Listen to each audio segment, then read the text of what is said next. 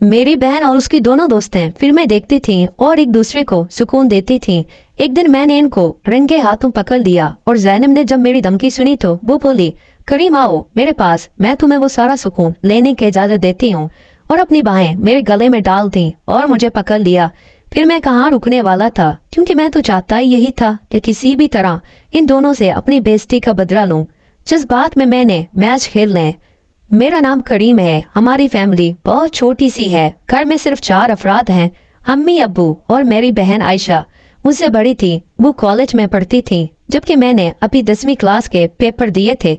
मेरी बहन आयशा बहुत ज्यादा खूबसूरत थी क्योंकि उसकी रंगत बहुत ज्यादा सफेद थी। कभी कभी तो मैं उसे बहुत तंग करता था। अम्मी और अब्बू ने हमें बहुत लाड प्यार से पाला था, उन्होंने हमें कभी किसी चीज से नहीं रोका था। आयशा की एक सहेली थी जिसका नाम ज़ैनब था, वो फैशन में आयशा से भी आगे थी।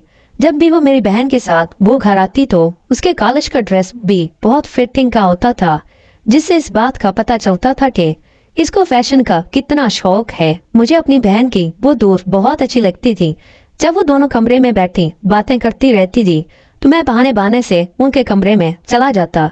मेरी बहन मुझे कहती कि तुम हमारी बातें सुनने के लिए आ जाते हो, यहाँ से जाओ, लेकिन मुझे भी की बातें सुनने का बहुत शौक था कि आखिर वो ऐसी क्या बातें करती हैं।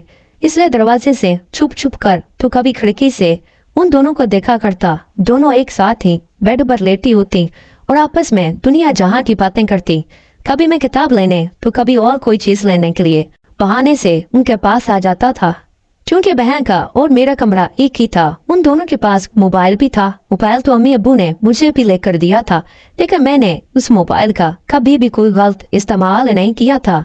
लेकिन मैं महसूस करता जैसे वो दोनों को ये ऐसी चीज मोबाइल पर देखती हैं जिनसे उनको बड़ा लुत्फ आता है। मैं दरवाजे से कान लगाकर सुनने की कोशिश करता, लेकिन फिर भी मुझे कोई आवाज सुनाई न देती। दोनों ऐसे साथ साथ रहती थीं। कॉलेज से छुट्टी करनी होती तो आयशा फोन करके ज़ैनब को पहले ही बता देती, फिर ज़ैनब भी कॉलेज से छुट्टी कर लेती। ज़ैनब जब भी मेरी बहन के साथ घर आती तो मेरे गाल पर जोर से चुटकी लेती और आयशा से कहती कि तुम्हारा भाई कितना प्यारा है, इसको उंगलियों से बिना गाल को छूना मुझे बहुत अच्छा लगता था। और मैं काफी देर तक उसके हाथों के लम्स को महसूस करता। मैं दिल में सोचता कि काश ज़ैनब जैसी दोस्त मेरी भी हो। अगर ऐसा होता तो मैं ऐसी हसीन लड़की को बस देखता ही रहता। फिर अपनी इस सोच पर खुद ही हंसी देता था। अब वो अम्मी को कहते थे, करीम जवान हो रहा है, इससे भला किसी चीज की क्या समझ है। दोनों बहन भाई मिलकर एक कमरे में रह रहे हैं। इसी तरह आयशा भी करीम पर नजर रखती है। मुझे अम्मी की इस बात पर बहुत गुस्सा आता था और मैं सोचता था कि अम्मी को कहूँ कि अब मैं बच्चा नहीं रहा बल्कि जवान हो गया हूँ और बहुत सी चीजों को समझने लगा हूँ। एक दिन आयशा और ज़ैनब कॉलेज से वापस आई थी। वो अम्मी को खाने का बोल कर दोनों कमरों में घुस गईं।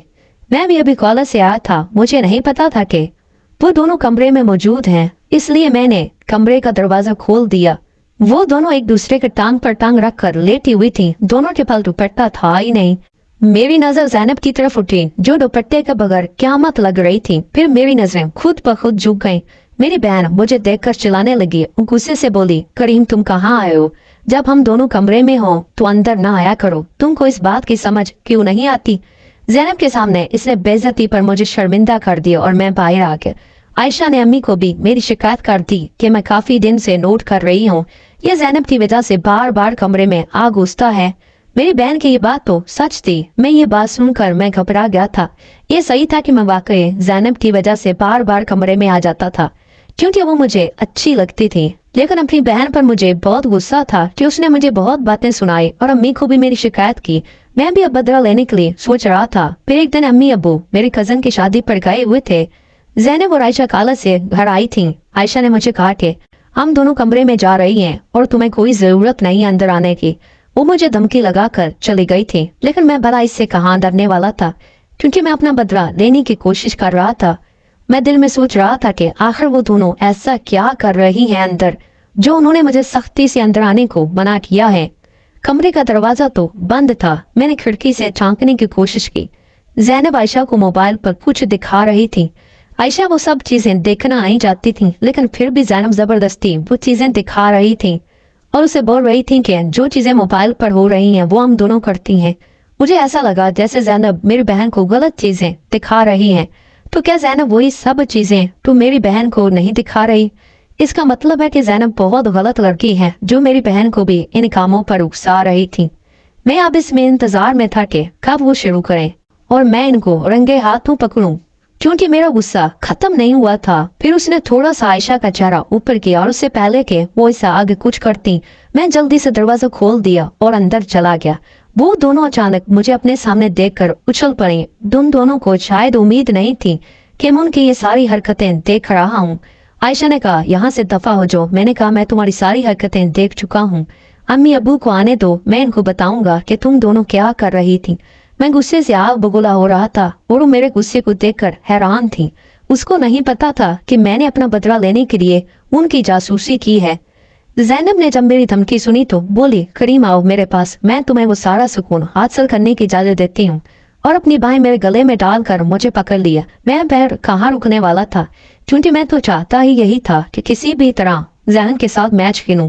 जैनब को भी बड़ी प्यास लगी थी और मैंने छक्के पे छक्के लगाए। यूं हम दोनों ने मिलकर मैच काफी देर खेला। मैंने अम्मी अबू को कुछ भी नहीं बताया। फिर ये सिलसिला चलता रहा।